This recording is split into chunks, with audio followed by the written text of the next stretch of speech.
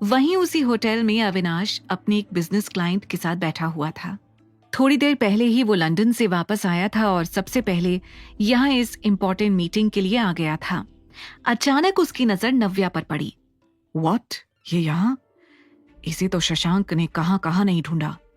ये यहाँ क्या कर रही है? अविनाश के मुंह से निकला। उसने देखा कि शेखर और मिस्टर अहलूवालिया कई सारे बॉडीगार्ड्स के साथ नव्या को घेरे हुए थे। लगता है आज भी ये नव्या किसी मुसीबत में है। पर ये लोग करना क्या चाहते हैं नव्या के साथ? अविनाश के मन में ढेरों सवाल आ रहे थे, लेकिन अगले ही पल उसने अपना ध्यान वहां से हटाकर अपने क्लाइंट पर लगाया। थोड़ी देर बाद उसने देखा कि सामने से एक वेटर आ रहा है। वेटर की ट्रे में बहुत सारी डिशेस थीं। नव्या समझ गई थी कि यही सही मौका है।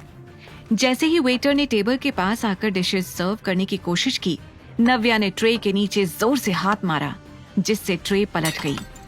नव्या! शेखर ने चिल्लाते हुए कहा, लेकिन इससे पहले कि वो कुछ और कह पाता, नव्या उसके बॉडीगार्ड्स के बीच से भाग गई।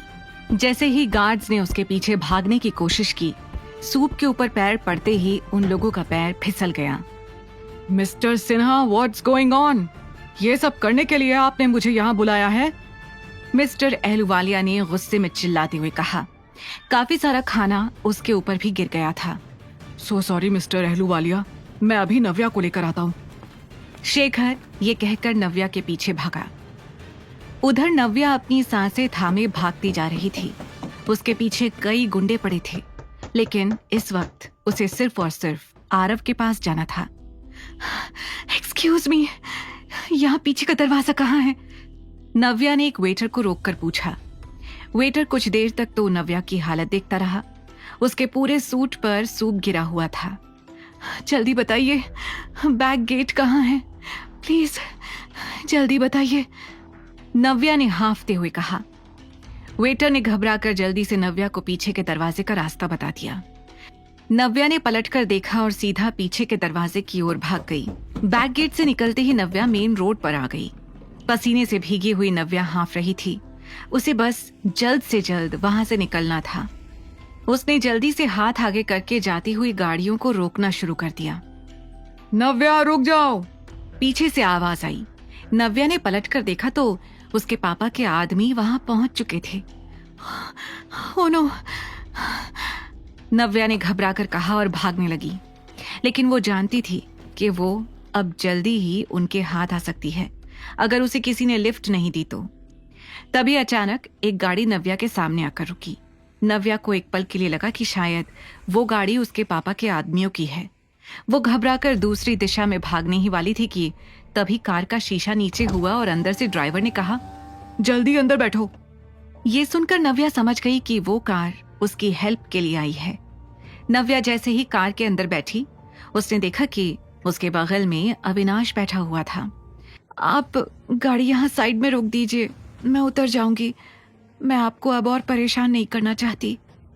ये कहते वक्त नव्या ने डोर पर अपना हाथ रखा और तभी उसके हाथ में चोट देखकर अविनाश हैरान रह गया। उसने तुरंत नव्या का हाथ पकड़ा और कहा, ये चोट?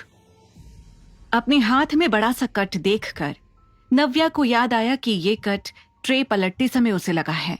इससे पहले कि वो कुछ कहती, अविनाश ने सख्ती से कहा, ड्राइवर, हॉस्पिटल चलो जल्दी। ये सुनकर नव्या ने अपना हाथ पीछे खींच लिया और हड़बड़ाते हुए कहा, देखिए, मुझे हॉस्पिटल की जरूरत नहीं है, मैं ठीक हूँ। मामूली सी चोट है, आप बस मुझे यहाँ किनारे पर उतार दीजिए। लेकिन अविनाश ने उसकी बात पूरी तरह से इग्नोर करके कहा, ड्राइवर, जल्दी हॉस्पिटल चलो। अरे, आपको सुनाई नहीं दे रहा है क्या? मुझे नहीं जाना हॉस्पिटल, मुझे यहाँ उतारिए, मेरा यहाँ से जाना बहुत जरूरी है, नव्या ने इस बार घबरा कर कहा। ड्राइवर, सुना नहीं? जल्दी चलो हॉस्पिटल, अविनाश ने कहा। इस बार नव्या का गुस्सा और भी ज्यादा बढ़ गया था। आरव की फिक्र में कुछ देर के लिए वो भूल गई थी कि अविनाश ने उसे शेखर से बचाया है। मिस्टर आहूजा, आपको सुनाई नहीं दे रहा है क्या? मैं हॉस्पिटल नहीं जा सकती। इस वक्त मेरा होटल वापस जाना बहुत जरूरी है। मेरा बेटा आरव पिछले 2 दिनों से गायब है।